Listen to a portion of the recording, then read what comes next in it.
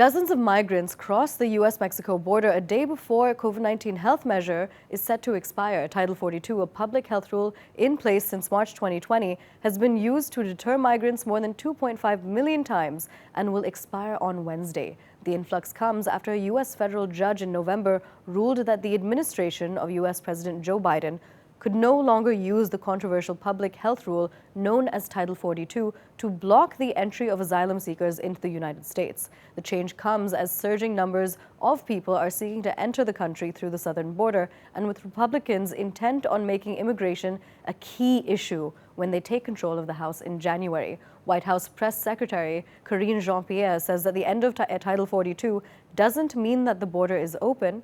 Meanwhile, Ciudad Juarez, along the U.S. southern border, is preparing for a surge of as many as 5,000 new migrants a day, setting in motion plans for emergency housing, food, and other essentials. In El Paso, one of the busiest border patrol sectors, officials are seeking state and federal aid as daily new arrivals could double from 2,400 and temperatures are set to drop below freezing. Tens of thousands of migrants have been stuck for weeks and months in shelters or streets of Mexican border towns like Juarez.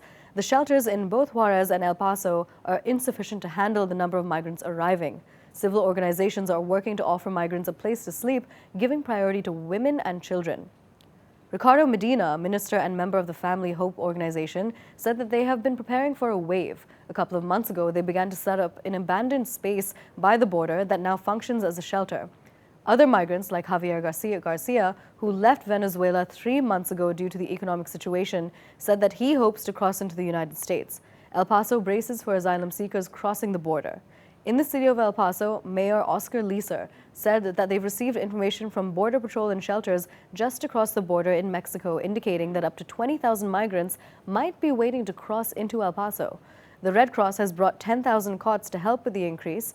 This is what he said, and the Supreme Court is temporarily blocking an order that would lift pandemic-era restrictions on asylum seekers, but the brief order leaves open the prospect that the restrictions in place since the COVID pandemic began and have been used to turn back hundreds of thousands of prospective asylum seekers could still expire on Wednesday. The court's decision comes as officials and aid groups along the border are trying to prepare for whatever changes may or may not come. The removal of Title 42 is happening in just a day or two doesn't mean that the border is open. It just doesn't mean that. When Title 42 goes away, we will go back to Title 8, which allows for a process to make sure that people can have their own asylum claims heard, and those who do not have a legal basis to remain will be quickly removed. That doesn't change the process that we have been moving forward with since day one of this administration. One of the things that's we're going to do is we're going to continue to proceed as if it was being lifted. We want to make sure that we're prepared. We've heard that numbers are really big in Mexico right now in Juarez, and there's probably over 20,000 over there today that are waiting for Title 42 to be lifted. The asylum seekers or anyone in our community that we were going to call a state of emergency, and with the weather continuing to drop and the numbers continue to rise, we will continue to make sure we become proactive and have shelter and facilities for people to make sure we take them off out of the elements and continue to help them to go to the destination again of their choice.